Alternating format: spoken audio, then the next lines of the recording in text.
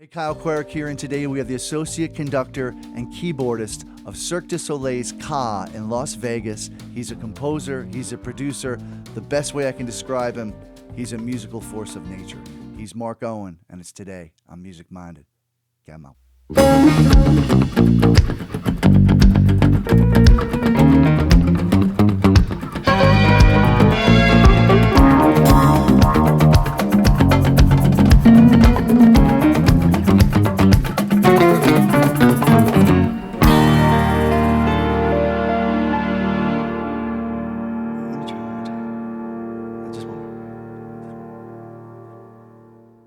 All right, question one, Mark.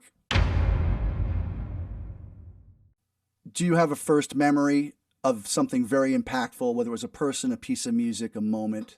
Can you speak to that? My first musical memory is when I was really little, probably like 3 or 4.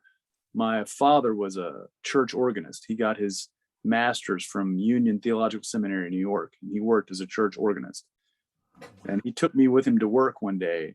And, you know, this is back when big Bach type pipe organs with the entire back wall of the church was pipes. Wow. You know, Yeah. and, you know, you go in and the pipes actually sound in a room. You just see the upper part of the pipes. And he took me back in that room and sat me on a chair and was like, listen to this. And then he went out and Was there a moment, and it could be a non-paying gig, it could be you in your room listening to Keith Emerson, where the sky opened up and you thought, yeah, this is it. I'm doing this somehow, some way. man, I can't really say there was, I mean, the moment for me was probably, I did Rhapsody in Blue as a piano solo in the 9th grade. Oh, wow. And I was just, man, I was just into it. I didn't think it was anything special or, I was like, I was just into it. And I went and auditioned, and, you audition for the talent show at the high school. Oh, yeah. What is it? 2 minutes and yes or no, and you're out. Yeah. That's a 30-some minute piece. And I went to audition and I started playing, and they let me play the whole thing. Nobody said a word. Wow. And at the end of it, the woman who was doing the audition came up to me crying and said, it's too long. I can't let you play the whole thing in the show. It's too long. It's a whole show in itself. She said, but would you please come and play while the seats are filling up? And this is a big high school, man. This is in Northern Virginia. You were enjoying what you were doing. You were completely focused. And then you saw someone's complete organic, natural reaction. You could tell he was moved. And that affected, that kind of sealed the deal. I was like, holy, that, and I mean, when I got done, it was quiet. There wasn't like applause and everybody going, oh, blah, blah, blah. Right. But there was a moment. It was just dead silent. Oh. And she, I can remember her footsteps walking across the stage because the piano was in the center of the stage. And I was just like, what the just happened? Was there a moment where you felt like it's happened? The first record I produced, the first real record I produced, man, look, I'll make a deal with you. I said, this needs to be redone. I can mix it if that's just what you want. And they were great songs. I just fell in love with the songs. I was like, man, this could be so much more. I said, this needs to be redone from the ground up, and I'll do it for free. We did a whole 6 days of 14, 15-hour days of just tracking, multi-tracking, overdubbing, what's involved. Yeah. And then I mixed it and mastered it, and that got released. And of course, nobody gave a but it was the first. To this day, I listen to that record and it makes me happy. And that really saved me because I was super close to quitting music.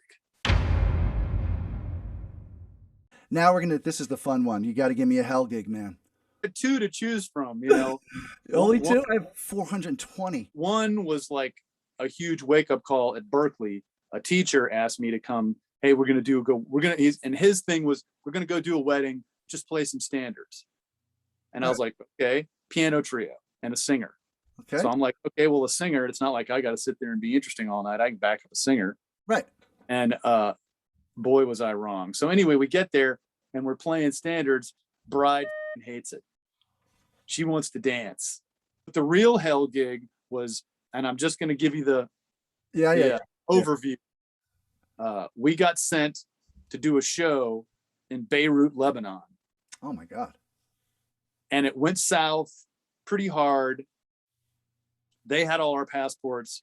Somebody claiming to be from Hezbollah called the home office. Oh, and come said, on. if you ever want to see your people back again, you'll give us our money back. To which the home office replied, you wanted a show. You paid for a show. We gave you a show. Go yourself. So we had to work through the embassy and literally were extracted from the whole thing by armed mercenaries to get out of the country. What does the future hold for music? It's horrible, I know. But what I don't know, man. I mean, it couldn't get any worse. right. We're two generations deep into people thinking music is free. Right. So it's not going to get any worse. I mean, I think some laws are going to have to be passed to eliminate streaming, because I mean, could you pay $10 a month to Whole Foods and go take as much as you wanted? How long would that business model last? And, I remember when I first started doing this, if you were a decent musician and you got in a decent band playing on the road, just within a tri-state area, you could make 50 grand a year. You could support a family. Absolutely. Just playing clubs Thursday, Friday, and Saturday night. Yep. And man, when was the last time that was possible? 90s. Yeah, maybe. The 90s were great. Yeah, the 90s were great for sure. And the other side of that is the technology. I mean, I'm a keyboard player, so I have been deeply involved in the technology since the 80s. Yeah. And I mean, the distance the technology has come since in the past 30 years is just mind-boggling. It's mind-boggling. What would you say to someone coming out who's very talented, 22 or 20 or 18? What would you tell them? Well, man, I mean, I don't want to be I don't want to rain on anybody's parade. But, I think when you start talking about Nashville or LA or New York, I mean, the streets are littered with the broken dreams of people that are way more capable than you or I that have gone there. Because, I mean, anybody will tell you, if you go to one of those towns, it's probably at best a 10-year process to even get your name in the mix. Sure. And that's if you're a mother. Yeah. Because that's where everybody is, know. And I don't think there is the quote unquote music business per se like there used to be to get into. I mean, it used to be if you went to Nashville or New York or LA, there was a recording scene. Yeah. Now there was more than just a live scene. There was a recording scene, a live scene. There was casuals. There was all sorts of you could get into playing. And I don't see that. So I mean, wherever you're going, you're going to have to wait tables, or you're going to have to do something to make a living. And man, you ain't going to make a living in LA waiting tables. Yeah, not now. Yeah. I mean, and beyond that, it's network. So go ahead. I'll do whatever you want. What did you say? Three categories. Okay. Jazz, Letter from Home. Oh. Still Live, Keith Jarrett Trio. Yeah. And Pat Martino, Joyous Lake. Oh, you love Pat. He's a destroyer. Rock, Animals, Pink Floyd Animals, Jethro Tull, Songs from the Wood, and